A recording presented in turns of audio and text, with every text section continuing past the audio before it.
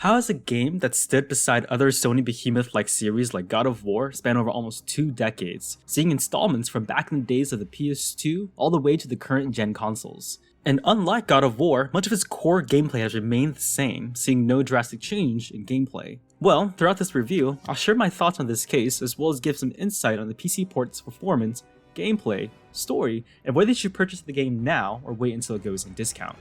Ratchet Clank is a platform shooter, carrying much of the soul of its predecessors. Rift Apart refines a lot of the things it's done correctly in the past. The jumping, strafing, and shooting mechanics feel fluid. People jumping into this franchise for the first time will be able to easily appreciate how clean the game feels.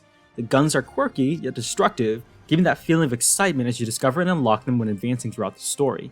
Even more, Insomniac took an extra step in giving every gun a comedic overview. Instead of providing a normal video overview like most other games do, each gun is introduced with a witty and hilarious demonstration of what the gun can do. It's better than watching explosives? Throwing them with your bare freaking hands!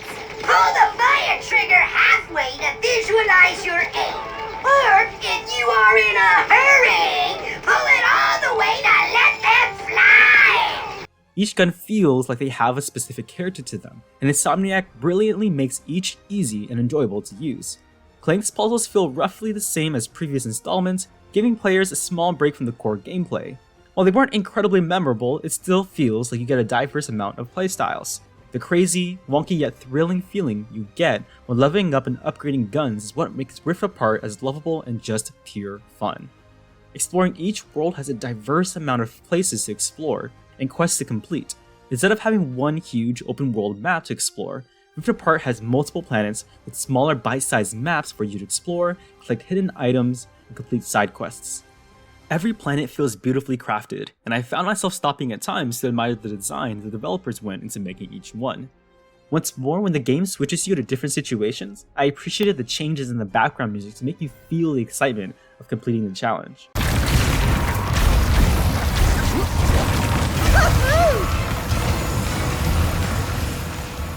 More so, even when sticking to the same gameplay formula, Rift Apart is not afraid of trying new things by making you play through different styles of puzzles and minigames.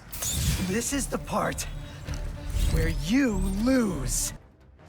Rift Apart follows the story of Ratchet Clank, and it's a continuation of the previous installments excluding the 2016 reimagining. Those new to the series, however, will have no issues understanding the story, as the narrative is pretty digestible. Insomniac introduces a new character as well, Rivet, and builds more upon the story of the Lombaxes.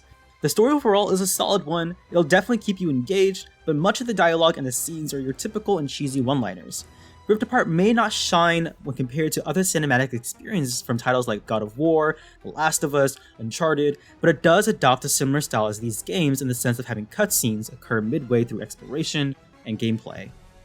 For those looking for an exciting and thrilling story, Rift Apart may not meet your expectations, but is still an enjoyable story and overall a solid one. We haven't done anything heroic in years. Having not yet bought a PS5, I was not only excited to hear that Rift Apart was one of Sony's titles making its way over to PC, but it would also be ported over by Nixxes, who overall has been pretty solid when it came to porting games over. Playing the game on a Ryzen 5 3600 and pairing with an RTX 3080, I was able to comfortably play the game at 4K in high settings with DLSS turned on and ray tracing turned off, and got consistent 60 FPS.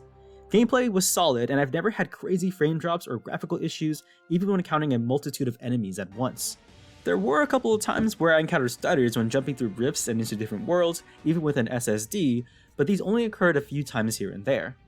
Should you buy this game? Well, if you grew up playing the series and absolutely loved it like I did, it's well worth the $60 price tag. You truly feel that Insomniac put a lot of love into the game, and the jaw-dropping graphics, witty humor, and exhilarating guns make this feel justified for the $60 price tag. The formula they developed has only felt more and more refined throughout the years. If you want a different scenery than your typical open-world classic adventure game, Rift Apart is in a class of its own.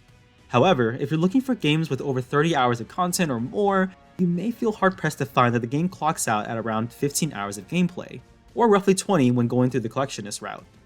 With that, I will say that there is some replayability in challenge mode, which is similar to New Game Plus in other games. Though, if that's not something you find yourself doing, I would wait in this case for the game to go on sale, as it is now on the PS5 for around $30.